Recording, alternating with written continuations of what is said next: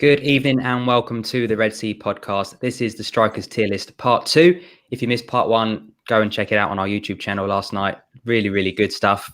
Really enjoying the Tier List series. Got a cracking panel tonight. We've got some big players to discuss as well. Let's get on with the show. Tell the world, we are Liverpool, champions of England. We've conquered all of Europe. We're never gonna stop. From Palestine to Turkey, we've won the fucking lot.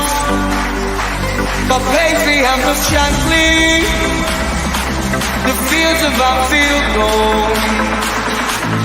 We are unsupported, and we come from Liverpool. So joining me, guys, we have got Peter and George from the Red Sea Down Under. How are you both doing? Morning to you both, I should say. Yeah, good morning and good evening. How are we? Well, good, mate. George, you all right? Yeah, all good. It's actually even earlier here. I don't know why, but Queensland decided to make things even earlier. So, yeah, Pete's an hour ahead of me. It's what, you 6 a.m. at the moment? 6 o'clock in the morning. 6 in the morning. That's dedication, isn't it? And he's drinking vodka. These guys get up at like 3, 4 in the morning, guys, and watch Liverpool in the Champions League. So they are testament. They are proper true fans. Doesn't matter where you're from. Obviously, it helps if you're close by to watch some games, but all over the place, Liverpool fans worldwide. And we've got Steve, who's always on our tier list, absolute regular. How are you, my friend? I'm good, mate. I enjoyed last night, but tonight's where we get to the real strikers, don't we? So I'm looking forward to this Origi explanation, mate. So we'll see what you've got for us. Absolutely. Mate, thanks so much for joining us, obviously from Redmen TV. How are you, mate? Yeah, good. I always say about the Aussie boys that, you know, if Liverpool games kicked off at 3 in the morning, I'd have a different sport. You know what I mean? Like the dedication levels are beyond. I have no idea how I would handle what my life would look like if Liverpool played on the other 12 hours of the day. So no, you guys are amazing. Absolutely, could not agree more.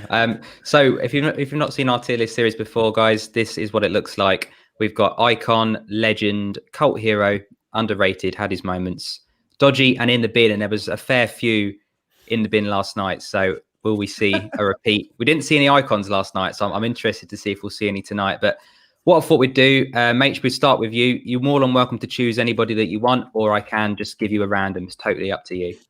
No, give me a random one. Throw one to me because I don't want to pick all the low hanging fruit. I'm going to chuck you a Peter Crouch if that's all right. Ooh, wow. Starting there. That's a start. It's a start. Yeah. Oh gosh. Well, look, he's not an icon. Maybe in his, I think his wife is, but he's not an icon. A legend is probably pushing it a bit far. Although it's weird because I have these conversations when I talk about Liverpool players and Liverpool teams, and the Liverpool of the last 3 years have totally and utterly forced me to rewrite how good I felt the best players were in my time supporting the club. So, you know, all these guys were like, oh, they were the best. And I was having arguments with Man United fans and saying, no, X is much better than Y and so on and so forth. And I'm like, now I've seen what a world-class team looks like up close. I'm like, yeah, I was probably being a little biased. No, Crouch, I'm going to put him firmly in the cult category. Look, it's the celebrations. He had a penchant for overhead bicycle kicks and scored the perfect. Yeah, exactly. The perfect hat trick against Arsenal back in the day. And I loved him, genuinely loved him. But I don't think that there's a potential for, you know, again, he could go into underrated. He could go into had his moments if anyone, you know, found his antics to be a bit grating or whatever. I don't know, but no, he was big. He's red. His feet stick out the bed. When you get a comedy song, I think it's a pretty good barometer of how you rated in the sort of cult hero status. Yeah, no, I agree. I think there was a long old wait for his first goal, wasn't it? And there was that ridiculous deflection against Wigan that they ended up taking away from him anyway. But some pretty classic goals, like you say. I think Galatasaray was it, or Besiktas, one of them goals. Yeah, the scissor kick. The scissor kick. Yeah. Any more memories of him, Pete? To add on to that, I used to call him Crouchinho.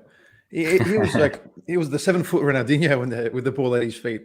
Now look, he scored a scream. I think it was against West Ham. Was outside the box. Yeah. A beautiful little finish. I think wearing the yellow top. I'm not too sure. Yeah, you're right. But Peter Crouch for me. Well, he's an FA Cup winner. I mean, it's a huge, you know, cult hero is. I reckon it's a great call. You know, people will probably be thinking, you know, maybe he just had his moments or whatnot, but he's, you know, I think he's done his part to get Liverpool a trophy. Yeah, I would agree. Steve, anything to add on to him? I mean, he got 42 goals in 134 games. That's a pretty decent return. I mean, we all seem to remember him as the guy who gets in the box and scores the headers, and he is the most Premier League striker to score the most goals with his head. But we also forget he was pretty good on the floor as well. You know, he looks like a teenager with a growing problem, doesn't he? He still does now. He's still got that baby face, hasn't he? So he was a better footballer than a lot of people gave him credit for. He could use the ball on the floor, and as Mitch said before, that hat-trick against Arsenal was a bit special. And, you know, how far away from his head are his feet, and he still manages to get over and play that in Europe. So I think Cult Hero is a perfect shout for him because he was really, really popular on the terraces. It's just a shame his relationship with Benitez soured a bit, and obviously it cost him his place at the club. But Cult Hero all day long for me, mate. Yeah, I think that's spot on. Really good start there from Mate as well. So, Steve, I'll give you the floor on the next one. Did you want to pick someone yourself, or should I chuck one at you? Chuck one at me, mate. All right. I'm just trying to not get the big legends out of the way first of all. What about Robinson? I think that was someone that you wanted me to put in. I just looked at the thing and thought he's going to give me Michael Robinson here. I knew you were going to do that. Yeah, that's fine, mate. Cool. Obviously, Michael Robinson was with Liverpool in the halcyon days in terms of Europe, and we went and dominated Europe. A bit like some of the strikers yesterday, never really got an opportunity because of the people that he played with. I mean, you're not going to unseat Dalglish from Russia, are you? When they're fit, they play. End of. Those two guys speak for themselves, and we'll talk about those two guys in a bit more detail a bit later on. But Michael Robinson signed from Brighton. Decent player, good at holding the ball up, wasn't slow. Not the most gifted or the most natural of goal scorers, but Liverpool have had a habit over the years, or certainly did back then, of having sort of decent footballers in standby ready. So David Johnson was another one. He's in a similar mould to David Johnson in terms of he never let you down. He was happy to come on and play as and when. I mean, let's be honest, in the 80s, if you were in the Liverpool squad, you'd made it, hadn't you? Because they were winning everything. So it was easy for players then to sort of to take a substitute spot. And there were far fewer substitute positions available back in them days as well. So in terms of Michael Robertson, just a sort of orthodox number 9, not a Rush, which we'll talk about his specialities, not a Dalglish, we'll talk about his, but a guy that came in and did a job whenever any of those guys were unavailable. Got pretty decent medal haul as well at this time for Liverpool Football Club. So, and then obviously did a lot of work in the Spanish media, and unfortunately, we think we lost him about 18 months ago, if I remember serves me correctly. Still well revered and well loved by the football club, mate. So for him. I can't call him a cult hero or a legend. I kind of get the feeling with Michael Robinson, if he'd been at the club at a different time with different people in front of him, we might be saying he was better. So I would be happy to put him in underrated. It's just what the rest of the guys think. Anyone add anything to that, mate? Any memories of him at all? Actually, no. He's before my time. I mean, not on this earth, but as a Liverpool fan. But it's interesting because he kind of became a cult figure in his later life, because in Spain he is absolutely revered. Like he was adored because he was far more connected with Spanish football in the end than he was with Liverpool in the English game. But as far as a Liverpool one goes, you know, it's had this moment, sort of underrated, that you struggle. You don't want to be disrespectful to him because there's no reason to be disrespectful to him. But yeah, he's defo not enough to be a cult figure. You know, you look at some of the guys who occupied that position as the sort of 12th man or the understudy centre forward, and there's a couple of guys in the late 70s and early 80s who probably would just about fall into cult. But no, I can't really add any more to that, really. Cool, no problem.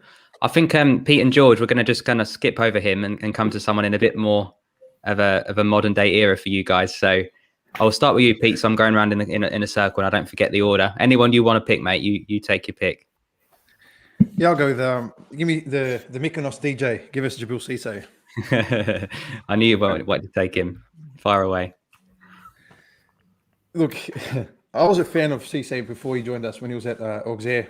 You know, there was massive hype when he was coming to us. We thought that, you know, we'd have ourselves, you know, this striker who's going to score us 30 a year, but it just didn't happen almost. I mean, I loved him. I had my Cissé jersey. I think if his finishing was as good as his pace and being in the right positions, I think he would have scored 30. But his finishing was, I don't think he could finish his breakfast when he was with us. But look, he's a Champions League winner. He's an FA Cup winner. He's a resident DJ in Mykonos. I think for me, I think he's better he had his moments. I think he's in that category there. He's had his moments. I think the potential he had didn't really weigh up to what he kind of gave us. But I think that's why I think I put him in. He had his moments because he scored that unbelievable goal for the FA Cup. Yep. Scored a couple of free kicks. There was, I think it was an unbelievable penalty take. I don't think he missed one in a Liverpool shirt from memory. Yeah, one in Istanbul, wasn't it, as well? Yeah. So for me, he had his moments. I just wish he stayed a bit longer or lived to his potential. If I'm not mistaken, I was going to say very quickly, if I'm not mistaken, Aussies might have a really a bad memory, like we've remembered poorly in this, because is it not Lucas? Does Lucas Neal break his leg? No, it's not. But it's against. Is it Lucas Neal? Right, it was right. Yeah. Against Blackburn. Yeah, that was the first too. That was the first one. Yeah, yeah. Because he did Carragher as well, didn't he? Mm-hmm. So yeah, we remember that well. Don't like Lucas Neal very much. Yeah, no, yeah, I don't like Lucas Neal at all. Yeah. But I remember there being like, at the time, we're talking 2004. It's I'm trying to remember the ways in which I would get information about his transfer. I was so excited because I think it may have broken a transfer record at the time. But we also he's signed by Houllier, and then Rafa uses him, if that's correct, and then we lose Owen. And it's just like, I remember all that happening, and we're getting information in dribs and drabs. So the hype behind this player was like, this person must be the business. They have to be. And you look at their goals, when he's coming in from Auxerre. I was so excited about Cisse. And then the leg break, I was so confused, because it's also, like Mate was saying, we're up at 2:00 in the morning. I'm only like a young teenager. I didn't understand. I went to the bathroom, came back, and they're like, this looks very heavy for Djibril Cisse. And I'm like, what happened? It was just out for like, I don't know how long it was out for, nearly a year. But yeah, I think had his moments as a great shout from Pete. Really exciting player. But yeah, I think that injury never got back from it. But he had the same injury on the other leg. So I think there must have just been an issue. With France, he got the same injury.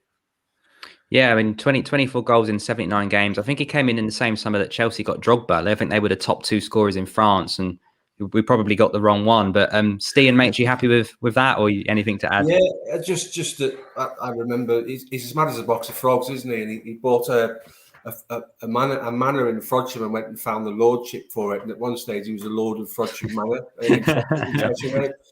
which was totally him. I also remember that Houllier and Rafa crossed over at an airport in the World Cups, and Rafa actually thanked Houllier for signing him. So he was expecting big things as well. Obviously, it didn't work out that way. I think had his moments is a fair shout. Yeah, I had him in cult, to be honest, because he's that. I don't think he definitely had his moments. So the FA Cup final, I still remember. So I was working I was managing a pub at the time. So I was actually running this horrendously busy Liverpool bar while the FA Cup final was on. It was one of the most stressful days of my entire life. So like I had loads of things going on, and I saw, like the big screen going off through the penalties and all kinds. It was horrendous. I got home that night, and I was still living with my mum and dad's, and I had it on record on Sky Plus, and I sat down and drank 2 bottles of wine and watched it back and cried my eyes out at the end. But I remember literally being sat up at 2:00 in the morning, and Mark Lawrenson was doing the commentary, and he goes, I don't know if you've noticed, John, but he's got one red boot and one white boot on. And I just remember like snorting with laughter at the idea of like in commentary, like Djibril Cisse's bought 2 pairs of boots to wear odd boots, and then he changed them to like fluorescent ones at half time. He changed at half time, didn't he? Yeah. He was nuts, and that Lord of the Manor of Frodsham stuff. He had all the hallmarks of like, he didn't do enough on the pitch for anyone to, really like take into the heart. It's all those little stories and those little mad moments that we kind of hold him in such high regard. He was at the Istanbul reunion night, the 10-year anniversary at the Echo Arena in town, and he's one of them.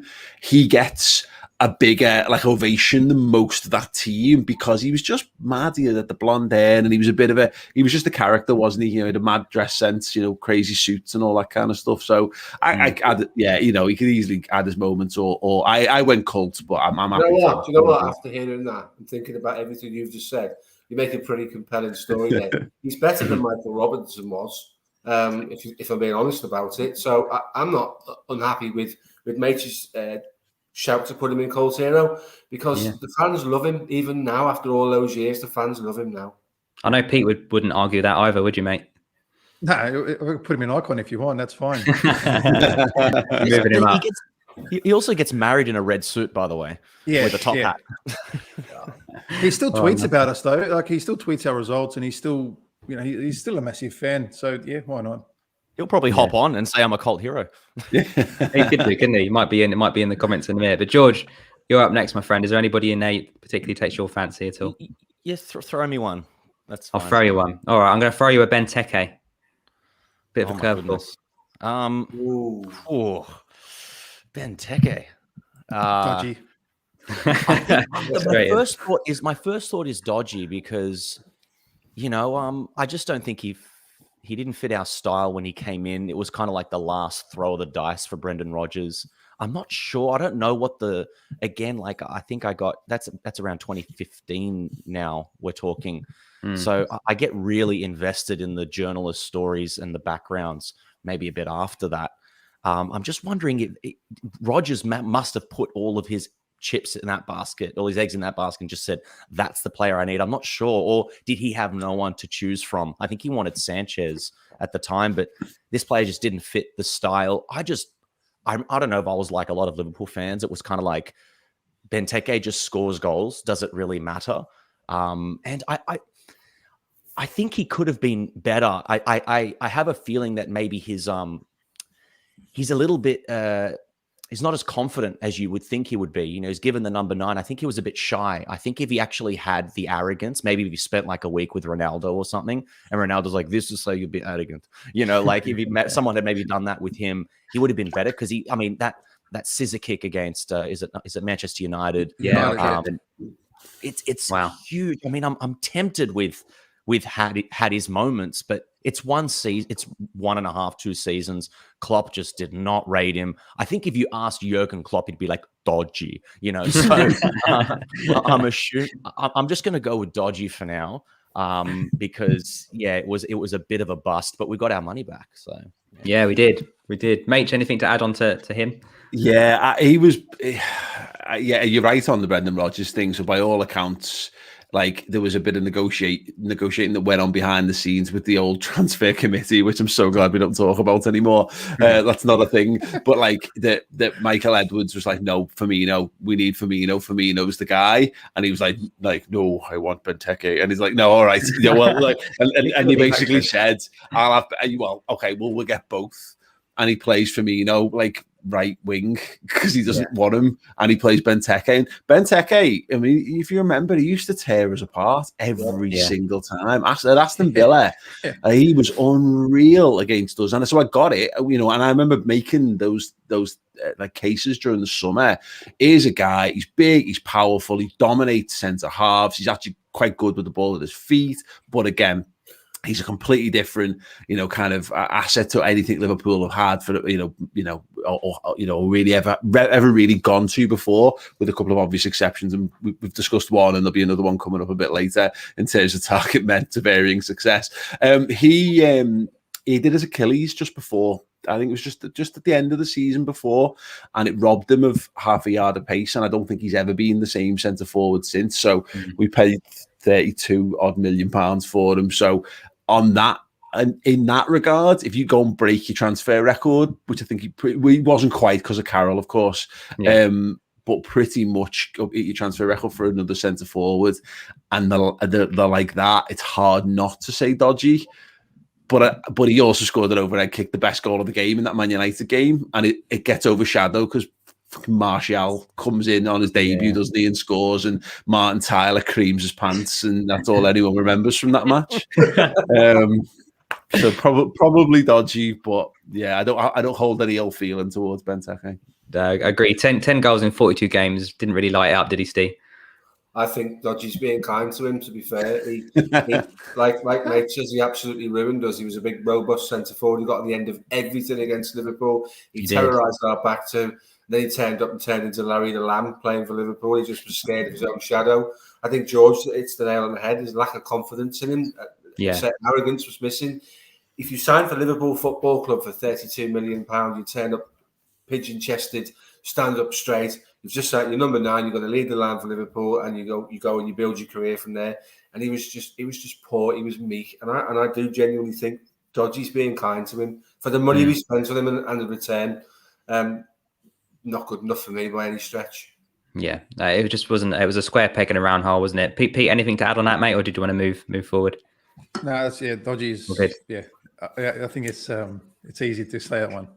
Yeah, I agree. So, mate, the time has arrived that you talk to us about Lord Div. Ooh, right. Yeah. So I did.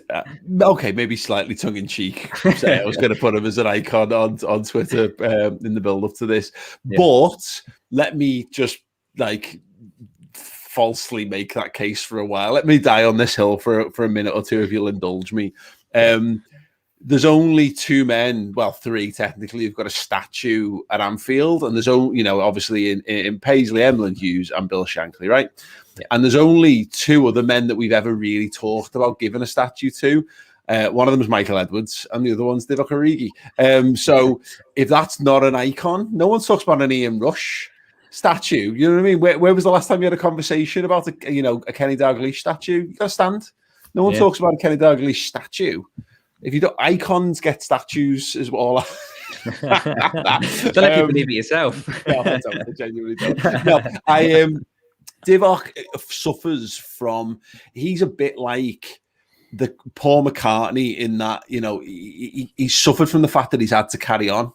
Like John Lennon got to die and be held up on a pedestal forever, as this phenomenal musician who never got to grow old and make really bad music. Whereas, and that's Divock Origi's fault. He should have just been able to walk out of the club.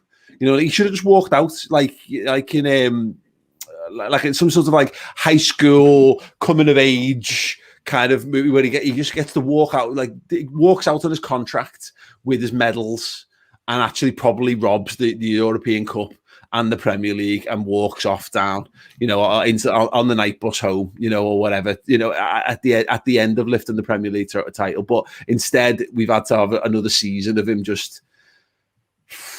So, really, look, Jürgen said he's a legend, and we might remember him really fondly in years to come, and I think we will. But because we've got him, I think, and I've seen faces. I've seen Pete's face there. It's right. I've had this all summer of people going, "Oh, Divock, he's crap," and he's in that small bracket of the worst in inverted commas in that amazing Liverpool squad, and that's fair. But he should be a cult at least, I think, and I think in due time, I think he will be, because we'll be able to remember those mad moments. And I think it's not just he had his moments, because he did, but iconic moments. And that's to go back to icon. I mean, the Merseyside derby, Jesus Christ. Yeah. My body has never made noises like that before and since. You know what I mean? That came out to me that night. And obviously all bits and pieces in Barcelona and Newcastle and the Champions League final and stuff. So he might well be remembered in 20 years' time when people look back at that and they're just looking at those moments. There's a chance he ends up as a legend, but I think because we have to live with him at the moment, he's probably only a cult. No, and Peter, will come to you. 36 goals in 161 games, and not really a man for loads and loads of goals, but as mate just said, nearly every goal he's scored within the last few seasons have been really, really important. So, is he cult hero for you? Definitely in the cult bracket. I mean, when people call him a legend, it kind of offends not just myself. I think it offends football in general. Pete, I think we've had this conversation how many times, by the way? This is made for Pete, this one, because we used to speak about this on our old podcast. This was like, is he club legend? Is he cult hero? I think actually Pete's actually answered this correctly. He's a cult hero. It's the best way to describe it. Cult hero for iconic moments. I think, even that Everton goal that you bring up, it's hilarious because I don't think he realized he scored that goal. If you look at the celebration, like he just goes to pick up the ball and slowly, like your pants should be off. You should be into the cop end. So I've never seen even him when he scores now. Like it's almost like he doesn't realize he scored a goal for him. He's a really odd character. But that year we made the UEFA Cup final or the Europa League final. He missed that final, correct? He didn't play that one. He was injured, wasn't he? He gets back, doesn't he? But he's not. He's not fit. He's not properly fit by that. Because I was there. I was there in Basel for that. That's a long story, that one. But I felt like if he had played that, we win that in a way, because he was that year. He was those games against Dortmund. He was unplayable. He was actually really good against those games against Dortmund. And I don't know. For me, when he first came, he started really well. You think, oh great, we've got a player in our hands, and then you realise, you don't. So I think Cult Hero is perfect, and I'm not going to say anything else on that before I get in trouble. Fair enough. So, Steve, I thought I'd come to you next, mate. I thought I might throw you a Dean Saunders. Yeah, that's fine. Is it though? So excited. So Dean Saunders is an interesting one. I'm glad you gave me Dean Saunders. So obviously he came as a double deal with Mark Wright from Derby. We paid 5.1 million for the pair of them. Dean Saunders was electric before he came to Liverpool. What Dean Saunders was a really good centre forward with the ball in front of him, and on his debut in Europe, he scored like 4 goals in one game. So he had a real good initiation to Europe in a Liverpool shirt. What he wasn't very good at was playing with his back to goal. And Liverpool centre forwards have always been asked to play with their back to goal to some degree. So how I would sum up Dean Saunders, and Aston Villa was a great club for him to go to, because that was a strength. They played to his strengths. We were never going to change the way we played to accommodate Dean Saunders. He did score goals. He was lively. He was tremendous in the dressing room by all accounts. I can remember in the year he played in the FA Cup final when they used to make the whole day the television programme, and he sat down on a pool table telling the cameraman all of the club nicknames and all of the jokes and all of the things like that. So he's a big character in the dressing room, but big characters in the dressing rooms don't win you football matches. And I think we very quickly realised that what we'd signed wasn't going to fit in with the Liverpool way, the Liverpool style. I went to the game, his debut for Aston Villa. It was against Liverpool. My uncle phoned me up and said, "Steve, I've got some tickets." And I was like, "Oh yeah, sound." Only bang in the middle of the Holt end. So when Mark wallops that volley, and I've got my hands in my pocket celebrating the goal, and he scored 2 on that day, and all of his chickens come home to roost against Liverpool because they just put the ball in front of him and let him run at our back 4. So Dean Saunders for me would be dodgy's unfair because of the time he was at the club, and we didn't change the way we played to accommodate him. He was a better striker than he was in a Liverpool shirt for me. So, but then he didn't really have his moments, did he? This is a tough one. Do you know what? I'm going to die on this hill. I'm going to put him down as dodgy, mate, because at the time, I think what we paid for him was a record for a striker in English football. It was 2.9 million, I think it equated to. And he just didn't deliver, did he? So nice fella, good laugh, good with the ball in front of him. But his Liverpool career for me would be. It's not had his moments. It has to be dodgy.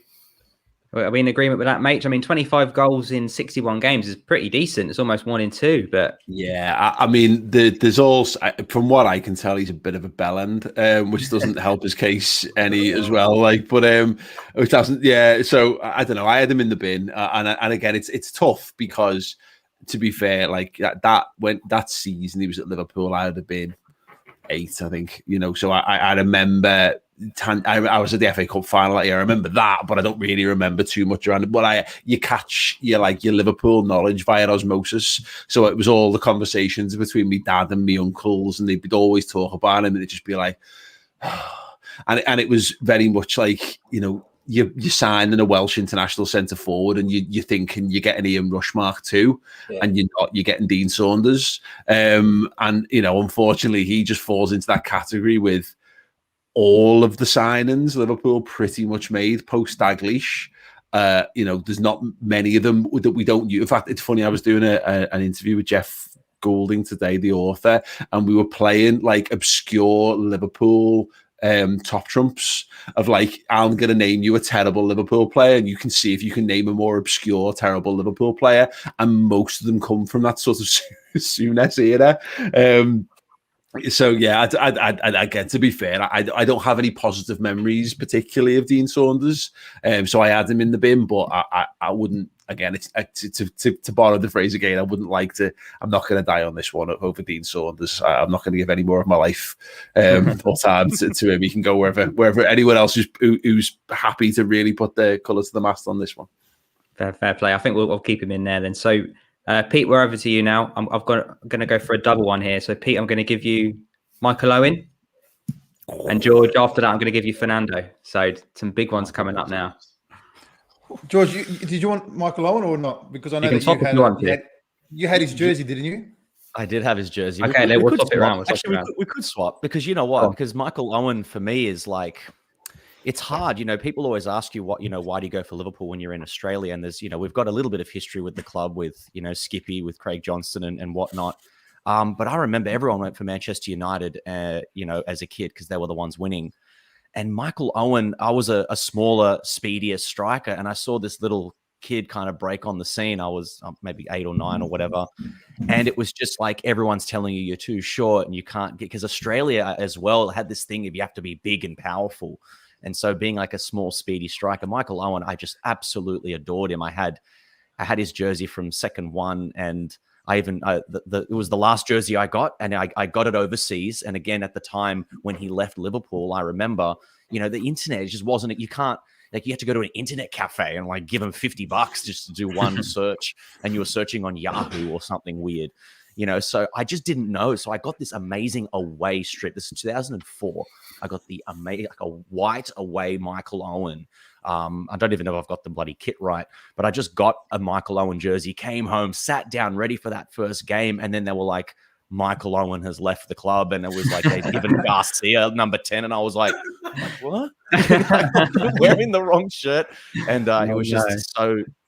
It was just, I've got so much to say about Michael Owen. I just don't know where on this list I would put him. I think it's weird because I was having the same thought, and, maybe we bounce off between me and Pete, because you think about someone like Fernando Torres and even Michael Owen, it's the same kind of striker.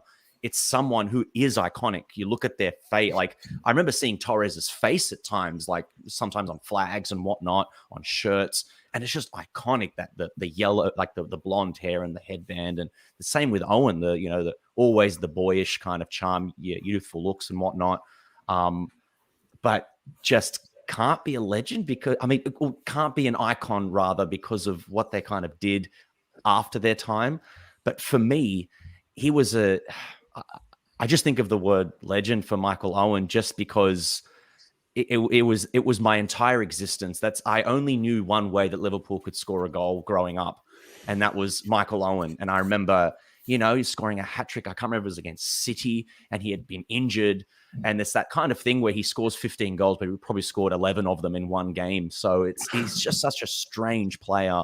I just absolutely adored Michael Owen. My first real favorite player, alongside the anonymous Nick Barmby. I don't know why I was obsessed with him. But I don't know where to put him on the list. He's probably a legend, I would say, Michael Owen. At least he was for me, for the history of my support. I think definitely in the late 90s, wasn't he? He was very, very special, and he did slowly get worse with age. 158 goals in 297 games. Mate, is he a legend for you, or does the Man United scupper that? I've got him in both legend and in the bin, and he's the only person who has that. Because how could you not? Because I agree with absolutely everything George said there. I can't disagree with. So I'd have been 14, 15 when he was breaking in. He scored. He made his debut against Wimbledon at the end of like the 96 season, and then he obviously starts the season against them the next year. Fowler starts that season injured, and it's everything about that. Like that would have been championship manager 96, 97, 98, which was like everyone in our class had one disc, and you go home and you'd install it and you'd bring it back in for another kid to install it, and it was great. And so like that was that team, and that was the one that you played to death. And then Michael, like that was our family first family PC's password. It's not anymore, by the way, for anyone trying to hack it, but we're well beyond that now. It's capital O, 3 for the E and an exclamation point now. But but no, and traitor as well with a lot of the letters in. But the he was it. That World Cup '98, that was the last major tournament that I think a lot of Liverpool fans really, really kind of got involved with. And we felt such pride that he was that, and we felt ownership over him then. But obviously, post that, there was always that sense that he was England's Michael Owen first, and then Liverpool's sort of second.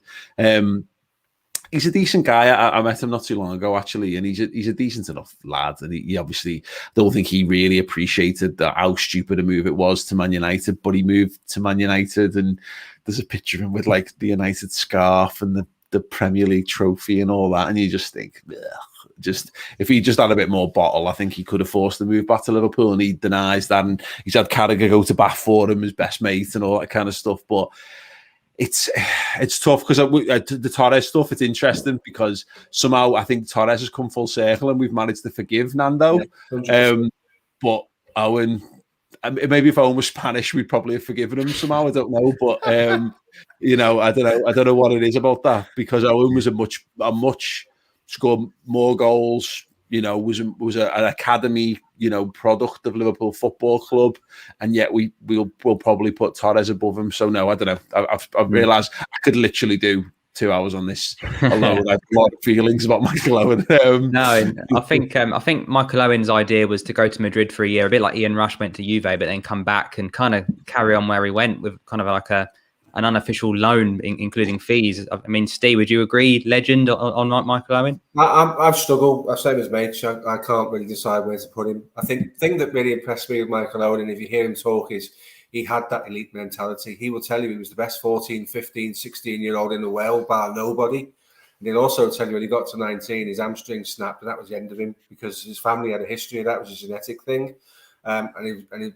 His muscle come off the bone and everything. It was a really bad injury, and he lost everything. And he said, by 19, I was spent. I could never be the player I was when I was 17, 18. I find it difficult to forgive him. The thing I can't forgive him for is when Coutinho goes through and chips David De Gea in the European game at Old Trafford. He says, we now need 2 to win the game. So for me, all bets are off when you speak like that. So I find that really difficult to sort of take in and understand. But he was a talent. Mate mentions the Wimbledon game. That's all Wimbledon were talking about for all through the summer, how good Michael Owen was, and he really was that good. I would probably, I don't know if I could go with legend, because, man, you won a Ballon d'Or wearing a Liverpool shirt, didn't he? So you've got to give that some kudos, haven't you? So, yeah, begrudgingly, I think he probably belongs in the legend category, to be fair. No, I would agree. I would agree. There's too many games, too many goals, and too many trophies, I think, to say any less. And I know we're all a little bit sour about what happened after, but I think he does in his Liverpool time. He definitely deserves to be there. But yeah, Peter, I'll give you the floor now on Fernando. Talk about dying on your heel, but is there any way we can put him kind of like 50-50 between like that cult hero and legend bracket? I think, because more so cult hero. I thought Fernando, for me, when he signed from Atletico, he was actually one of the biggest names in up and coming football. Like, he was the striker the whole world was talking about at some point, and somehow we landed him. And he had that "You'll Never Walk Alone" inside his captain armband at Atletico, and he was a boyhood fan of our club, and we signed him. And then straight off the bat, he just destroys John Terry, puts him on his ass, and next thing you know, we're singing the Fernando Torres song, which, by the way, I think it's a top 5 songs we've ever sung. Yeah, and because that song actually just gives me and George top memories at Cheese Bar, in New South Wales, where the supporters club is, and we just sing that song for 3 hours in a row. So my memories of his are always, positive until that one day where me and my best mate, we actually stayed up till 3 a.m. on Sky Sports watching the transfer deadline day live, minute by minute, and just pressing refresh, and we're just holding hands almost, just saying, please don't happen, and it happened. So that there for me, that's hard to kind of call him a legend the way he did that. I mean, we got 50 mil for him, whatever it was, and he was shit ever since then. But I think it's kind of hard to put him in that legend bracket, but I feel like he is, because in a way he kind of gave us life again. He gave us a reason to believe again. We kind of thought this guy can lead us to, a title or trophy or whatever it is. And it's a tough one. I mean, he had the style, as George, the hair, the headband, the total 90 boots. It was iconic, kind of his fashion. I mean, I grew my hair out when I was younger because of him, and I was a centre back. So There you go. But we all did. Yeah. So look, it's a tough one for me, but to be fair, I'll pass it over to you guys. But I'd put him. We can't do 50-50s, can we? Yeah, not really. We have to make it. The app won't let it. No, then you know what? He's an icon then. Cool, fair enough. You've gone up there. So George, I'll give you a say on him as well. No, icon. Sorry, just cult hero. Sorry, cult hero. Cult hero. 81 goals in 142 games. I think it was a bit too short and sweet for me. He was brilliant when he was on it. He was injured a lot. And yeah, like you say, we sold him when really he had pretty much come to the end. A bit like Owen, he'd lost that yard of pace, hadn't he, through a multiple of injuries, and just wasn't the same player anymore. But in his prime, what a player! It's weird because if you're ever going to have a discussion with either a Manchester United fan or a Portuguese person, you need to kind of die on the hill that you don't necessarily need loads of trophies just to consider yourself the greatest player in the world, because then they always go about, can Messi do it in the international stage? And so I like looking at players despite kind of what they've won. But at the end of the day, it is the most important thing. And the poor guy didn't really win anything with Liverpool. But it's kind of, it's the first time it feels, I mean, Xabi Alonso was kind of similar, but in this, at least in my history of supporting the club, it's like, it was a huge statement. I mean, I keep thinking that we signed him for 50 million, but we didn't. That's what Chelsea signed him for. But it's kind of like we signed the best up and coming striker in the world, and then it's the first time that the world said that's the best striker in the world, kind of thing, in my existence. And so that was iconic. I just use the word iconic again. I use see his image and everything, but he's not an icon for the club. So I think it probably cult hero probably fits. It's weird. He's just the best striker in the world at the time. I was obsessed with him. I remember, same as Pete, I wanted to get his boots, and the guy down the road, Tony Soprano, he wouldn't sell me Torres's boots because he goes, your feet are too fat for them. And I'm like, I don't care. I want to wear these thin Nike boots. I want to be Torres. But I was obsessed with him. It was just, he is iconic, but the reality is he's probably a cult hero. Okay, so mate, you can help us out here, because I'm looking at cult hero. It's Crouch, Cisse, and Origi. For me, Torres is better than that. Yeah, and that's the thing for me. Cult heroes it's like a really nice way of remembering strikers who weren't that good. You know what I mean? But they gave us some, we love them anyway. You know what I mean? It's like, it's like there's a slap and tickle to cult hero thing. I get the iconic thing. I do, because there's that famous Nike advert where they did the Spanish version of his song. Yeah, and they had they decked out around Anfield, and they were selling paella pans from the stalls that they sell scarves from, and all that kind of stuff. Oh, there we go. The comments got it right there. That to have a Liverpool player who because those Nike and Adidas adverts there's something about that, and they still have that, of course. But when you've got one of your players and they're making an advert about your player, that was a real sort of step up for us. I mean, Fowler being in the Park Life Nike advert in the mid 90s and stuff was a real point of pride as a kid, loving Liverpool and being like, wow, we've got a player who's so good that he's classed as one of the best athletes for the two major brands. But But we slaughtered him when he left for Chelsea.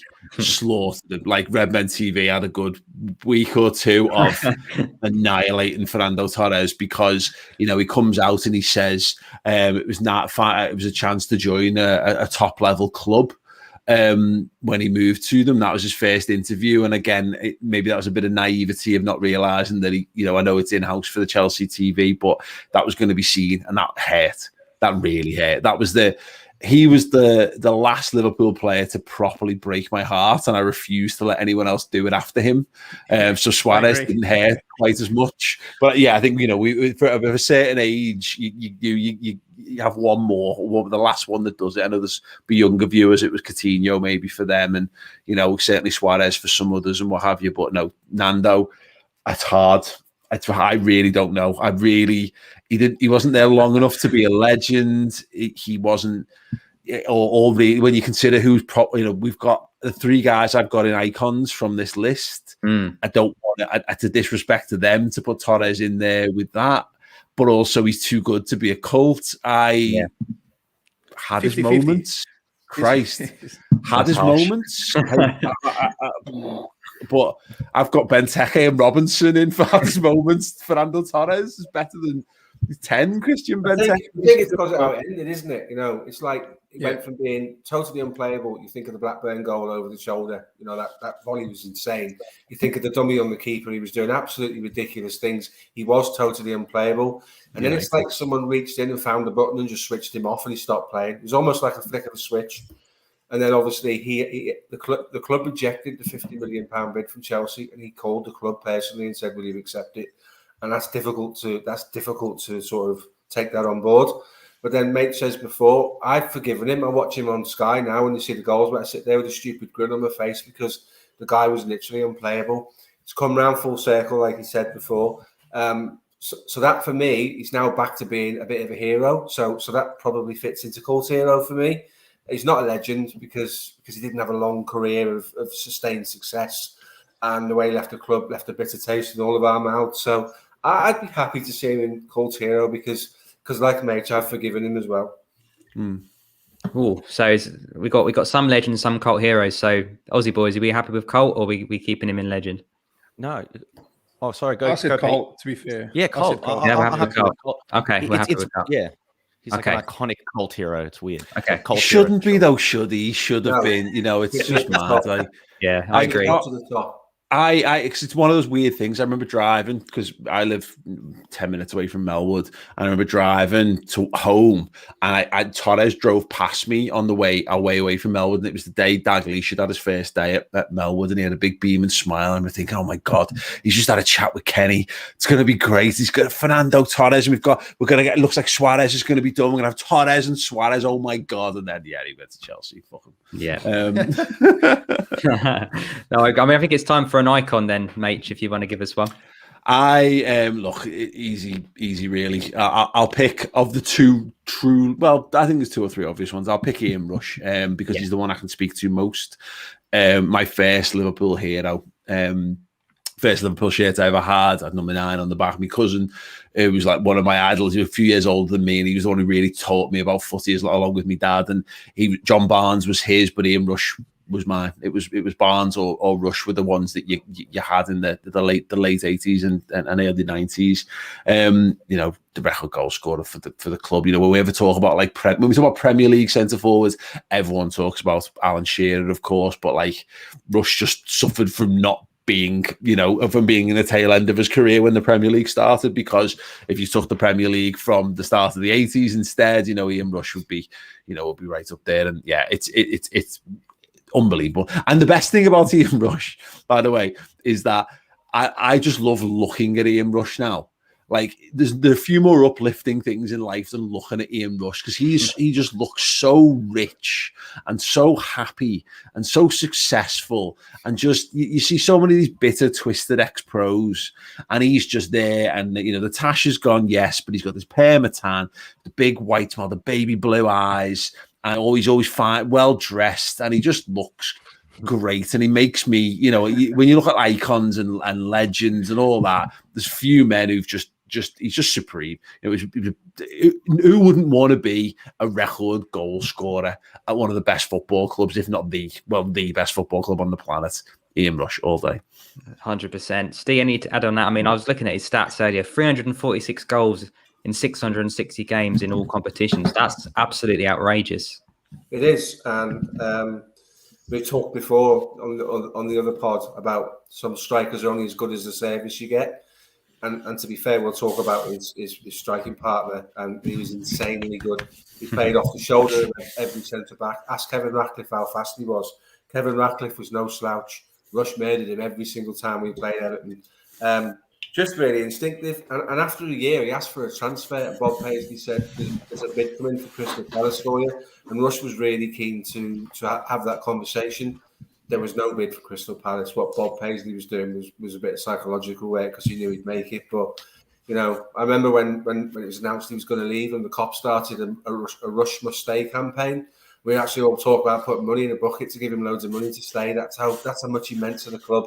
So this is a guy that is absolutely at the top table of strikers for Liverpool Football Club. Such is the depth of greatest players that we can ever have.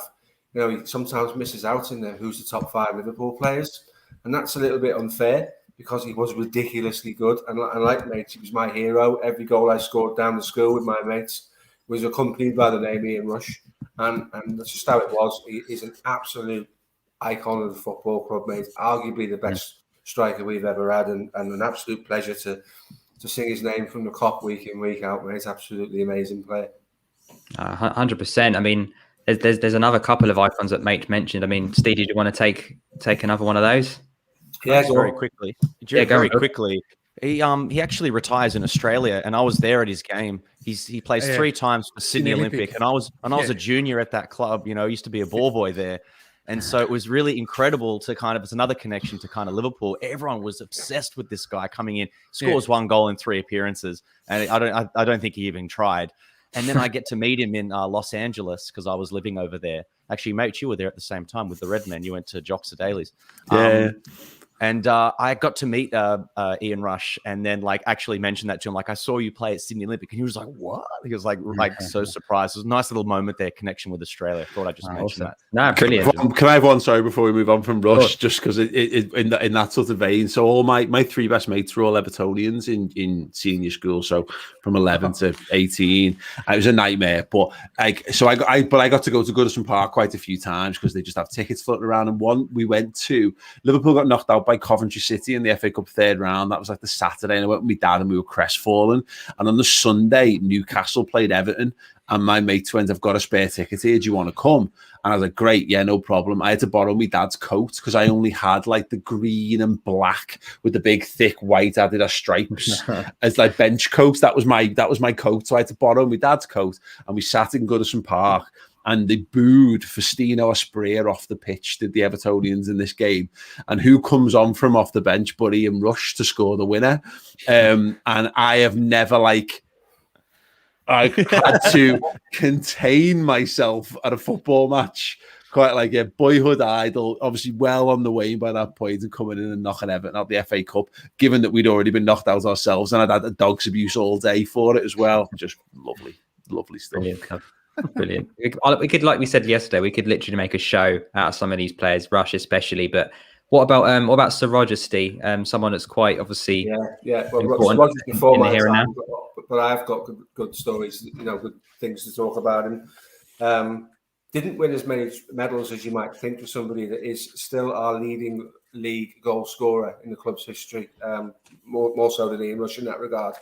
Only won 2 titles with Liverpool and an FA Cup and a number of charity shields, but an absolute gentleman and a World Cup winner, and probably unlucky to miss out playing in the World Cup more than he did. His form set. We have this with Liverpool players, don't we? We could say the same of Ray Clements. Probably should have played more than he did. That's the big example of a much better goalkeeper than Peter Shilton. And Hunt suffered the same fate at the hands of England managers. Ray didn't play as often as he should.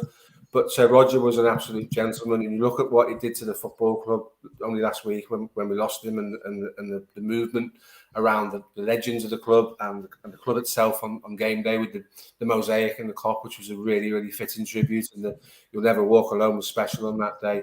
But he was a tremendous player. I've got some stats here. His goals.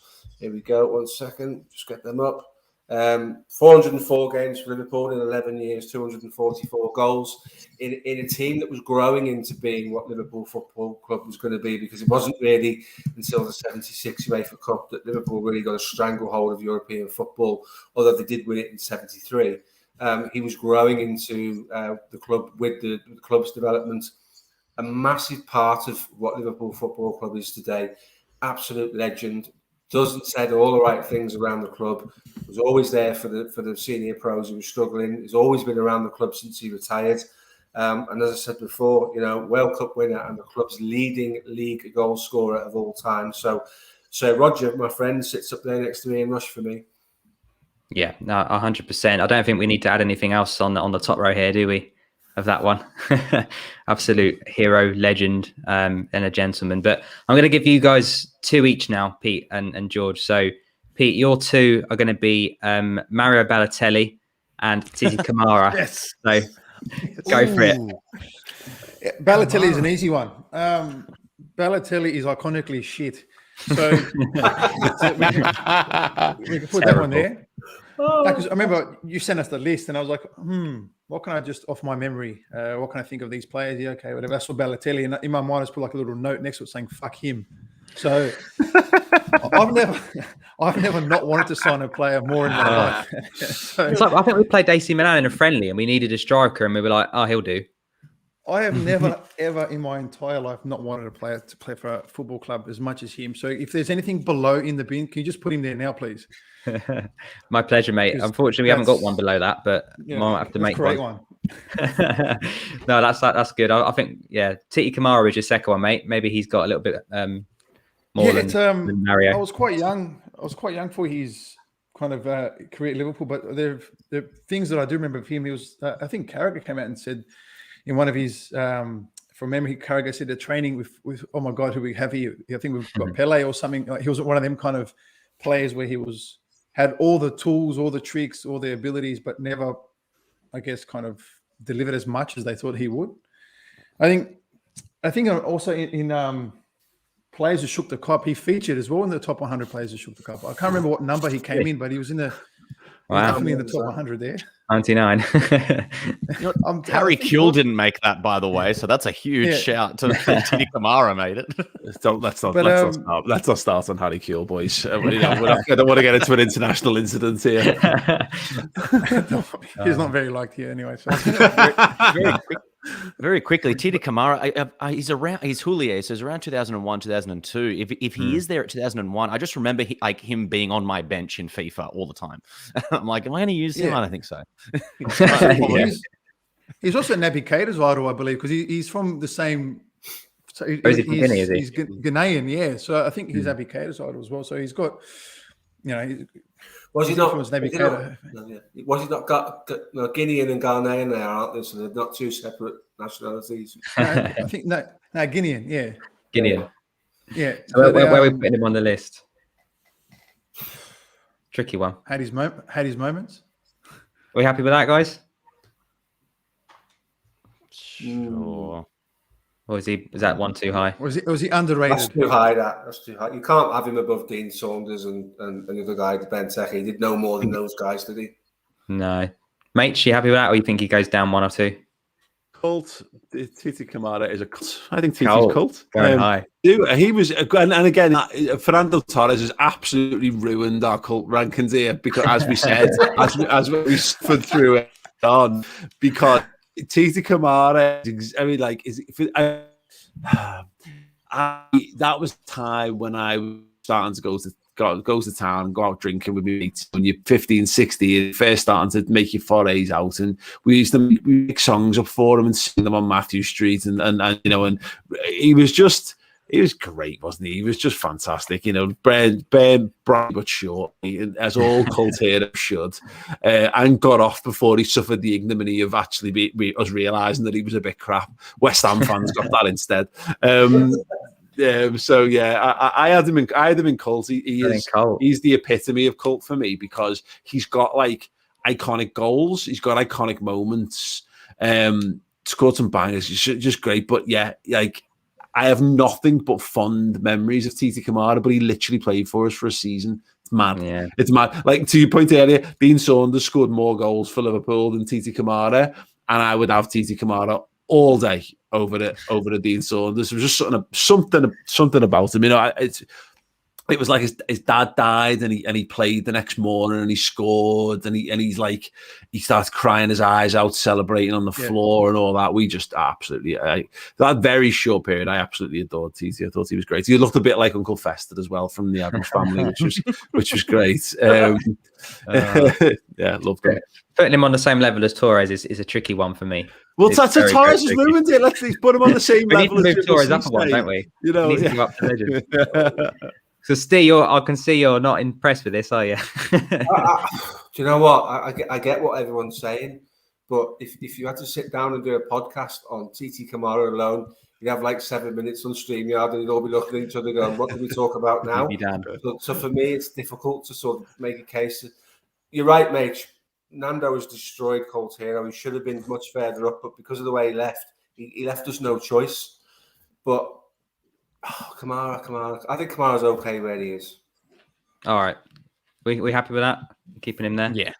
All right. Cool. So, George, your 2 is going to be Andy Carroll and Neil Mellor. I'll start with Neil Mellor because I've got much fonder memories of him. Olympiacos, and we're done. Yeah. Well, yeah, exactly. I mean, is it not Arsenal in the 90th minute? Oh yeah, it's the winner. Obviously, yeah. He's absolute volley and a half. Good goal. And is it him that he's the header down for Gerrard as well for Olympiacos? The lovely cushioned header. Yeah. So yeah, Neil Mellor.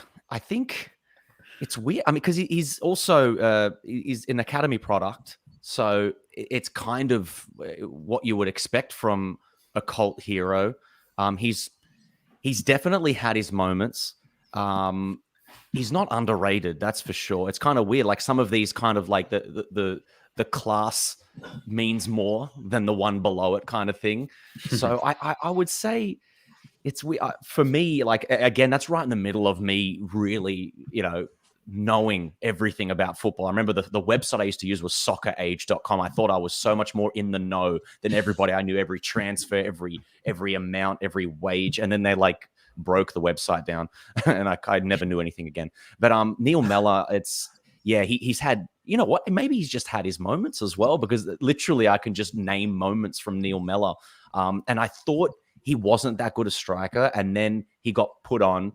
And I think it's Harry Kewell that assists him for his goal.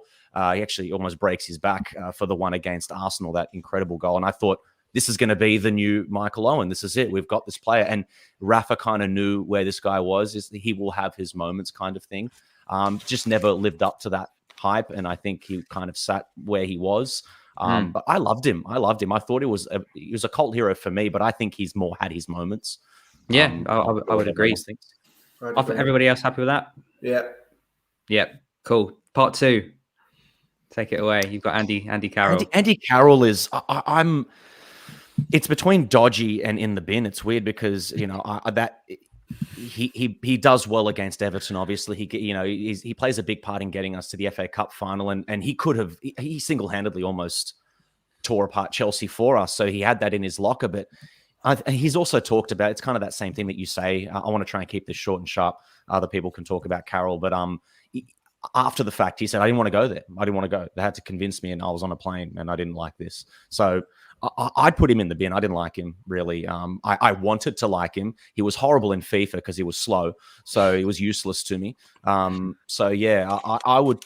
He's dodgy at best, but I could put him in the bin. He wanted to fail his medical, didn't he? He wanted to fail the medical on the way when he was coming to the ground before he signed. So that's a really bad start to the relationship, isn't it? The only problem I had with Andy Carroll, the only thing I really liked about having Andy Carroll was we we had a couple of guys used to do this like sketch called the Redmen Northeast, and like we pretended it was an offshoot of our channel, which I think is, you know, you guys are literally doing it legitimately now. But like we had these two guys who were comedy writers, and one of them had a little bit of an Andy Carroll vibe, and one had a bit of a John Joe Shelby vibe. So we used to do loads of Andy Carroll sketches. It was great, and that was where we used to get a lot of laughs out of you know, a lot of mileage in Andy Carroll. But that was it, you know. Obviously, scored that. He had big FA Cup, couple of big FA Cup moments. Yeah. But he was, and I'm glad that we're past this. But like, how embarrassing was it for years that he was our record signing? You know, that was like, and here's the list of the biggest signings the football clubs have made, and it's Andy Carroll, great. He's a strange one. He was a nice enough lad. He could have been a cult figure. He could have been, but he just didn't have the endeavor. You know, it's the point he didn't want to be there. He was very good at like going deep and picking the ball up and pinging a 40-yard crossfield pass to no one and standing there and admiring it like he was pale out. And he wasn't. He was garbage.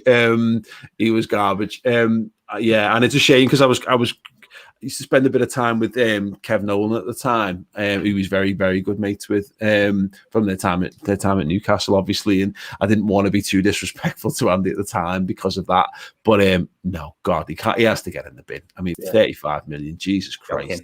We sold Fernando Torres, who we are. You know, we'd all love to make an icon or legend at Liverpool, and we bought Andy Carroll, who had 6 months in the Premier League, half of which was injured. And we thought he was somehow going to be the answer to our problems. No, I would happily have him expunged from the history of Liverpool Football Club if I could. So hopefully getting in the bin will be a step towards that. I agree. So we're down to two. I'm gonna do it this way around, Steve. So could you talk us through Toshak, and then I'm gonna end with Mate John Kenny. I think that's a pretty good ending to the show. Yeah, no worries. Obviously, John Toshak, one of our fabled Welsh centre forwards, the ultimate target man. If you're a Liverpool fan, had a tremendous, well, it was telepathic, wasn't it? Because he proved it on television. A relationship with Kevin Keegan. Yeah. Much like Peter Crouch, not given the credit for what he did on the floor, but he was a foil. He was Kevin Keegan's foil. I don't think anyone could dispute that. Kevin Keegan had such an impact at Liverpool because whenever he made his runs, Toshak was big enough, aerial enough, had enough guile about him with his flicked headers to find him. I don't think Keegan has the career he has without a Toshak. That's how big a role he played in Kevin Keegan's career. And then obviously played for the club for a number of years. Again, was involved in starting to build what Liverpool Football Club came to be. And we really saw the fruits of that under Bob Paisley, and obviously Toshak was pre that. So in terms of him, he would be up there for me. I would probably put him in legend as opposed to icon because he genuinely warrants that. Without the likes of Toshak and Keegan, the development of the club doesn't go forward into the Paisley era. You know, they won a European Cup together, they won a UEFA Cup together, they won league titles together. I don't think you can question his place in Liverpool history. And obviously then he's gone on to be a manager again, another one who found himself over in Spain. But John Toshak is a Liverpool Football Club legend. And I think if we'd invited and he'd agreed, Kevin Keegan would be on this pod for about the next hour talking about just how good John Toshak was. And that would be a big enough recommendation for me, mate. 100%. I mean, he's going to be on part 3, so we'll be getting into him probably in the next few weeks. But Mate, time has come. Kenny Dalglish and Mate, a match made in heaven. Where do you begin with him? I mean, he's it, isn't he? Kenny Dalglish is just Liverpool Football Club. And that's mad to say because, you know, I'm sure if you do midfielders, you know, Gerrard will be right up there as well. But like, and there's definitely a time and place for this because, like, my dad is the reason why I'm a Liverpool fan. He's the reason I know so much about Liverpool, and Dalglish is his absolute idol. And we were lucky enough to interview him a couple of months back for the Henderson documentary. Yeah. And I got me, so it's a random story, but my dad loves Kenny, and I was like, right, that Kenny is coming in, come down and just be in the building so you can have a chat with him. And he doesn't, and I was like, oh, he's coming a bit early. So I texted him, and then I finished this interview, and I was like, is my dad here? Like, no. And I went, So I was texting him, "Are you coming?" He was like, "Well, I wasn't able. I was still in bed. I didn't think, is it worth it?" And I was like, "I will stall him. Get here." And like, my dad lives a good 20 minutes away from our studio. 10 minutes later, he turns up at the door. I'm sure like, he would be locked up for life if anyone had seen him driving that to get there. But no, he's Kenny Dalglish is perfection. He was a supremely gifted footballer. And we mentioned Keegan, and as you say, he'll come up, but to come in after Keegan, you're not meant to be able to replace Keegan. How do you follow in them footsteps? Well, he didn't just he redefined what number 7 means to us.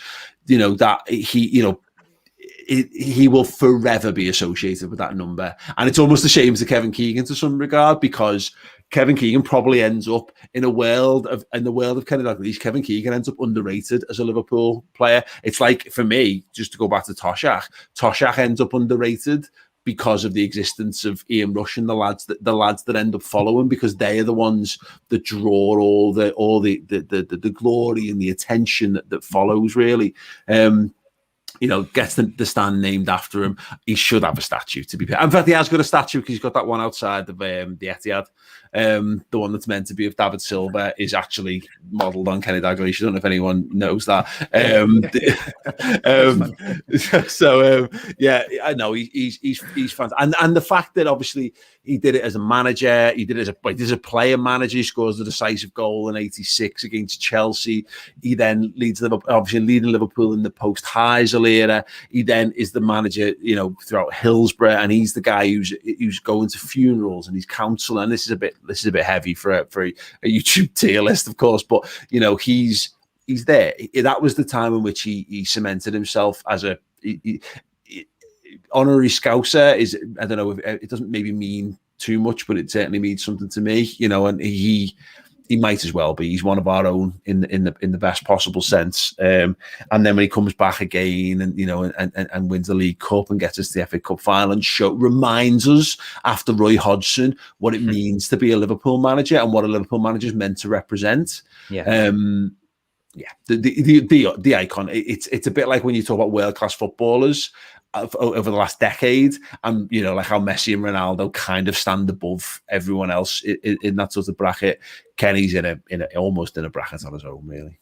No, that's a perfect way to round it off. I mean, is there anybody in there, guys, before we end, that needs to be moved up or down? Any shouts from anyone? No, I'd just like to say about Kenny Dalglish, you can only love your dad. You can only love your dad more than you love Kenny Dalglish when it comes to men in your life, mate. That's how big and how good that guy is. Totally agree. So everyone happy with that? We've got some people in the comments. Cisse is a legend. Not too sure about that. I really think he's quite high up on the list, to be honest. But Pete, George, anyone, any shakers or movers you want to do in there? Apart from like lowering Balotelli, no. Well, yeah. If I missed out. Did I fall asleep for the Balotelli stuff? Like, yeah, because I like, dear Lord, like it was 10 seconds. It took me 10 seconds to do that one. Yeah, honestly, it's not a quick one. I'd like to underserve just how much I disliked Balotelli as a Liverpool player. We should be doing, if I'm going to do chapter and verse on how good Kenny Dalglish is, Mario Balotelli is like the opposite end of that spectrum. He should exist in a category on his own. Yeah. Underneath the bin, whatever. Without Hadj Diouf, by the way. Yeah, without Hadj Diouf. Yeah, absolutely. The worst. The worst of the worst. Oh my God. Like that, I don't celebrate goals. Does a mailman celebrate when he posts letters? Well, you know what? At least he posts letters, mate. You know what I mean? Score some fucking goals, and then at least you can decide to celebrate or not. Jesus Christ. Oh, brilliant. Oh, well, I did want to end on Kenny, but we're ending on Mario, so there we go. But no, it's been a really good show. That's been part 2. Part 3 is still to come. And I did see someone in the comments asking who would be featuring in that. So just briefly, a few to pick out: Suarez, Fowler, Heskey, Beardsley, Fairclough, Keegan, and St John. So it's again another bumper edition. Yeah, there is. I mean, there's some others in there that weren't quite so good. Morientes, Robbie Keane as well, Lambert. less said about that, probably the better. But yeah, it's been a cracking show. So thanks to Steve, as always, mate. Thanks to the Red Sea Down Under guys and Mate. Absolute pleasure. I really appreciate you coming on. No problem. So, Awesome. nice one. Cool. Thanks for watching, everybody, and we'll catch you next time. Take care.